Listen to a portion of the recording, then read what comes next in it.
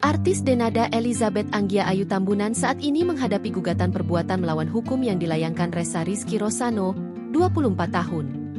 Ressa menggugat Denada dengan dugaan penelantaran anak di Pengadilan Negeri, PN, Banyuwangi pada 28 November 2025 dan saat ini telah memasuki agenda mediasi kedua.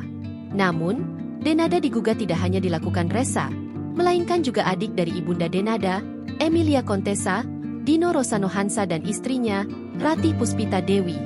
Dino dan Rati hadir di sidang dengan agenda mediasi. Dino mengungkapkan kekesalannya karena Denada menutup pintu komunikasi dengan dirinya.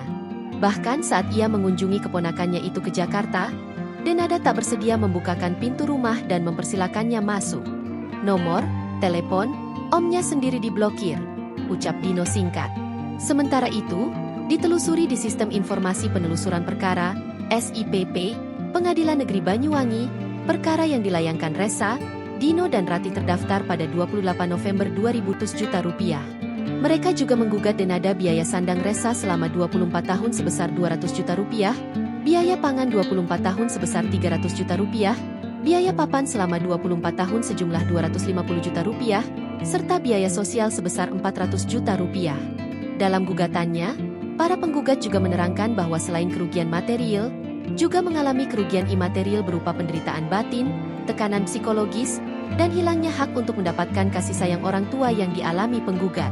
Stigma sosial buruk dan cibiran dari masyarakat selama hampir 24 tahun yang mempunyai pandangan bahwa para penggugat mempunyai anak yang tak jelas asal-usulnya.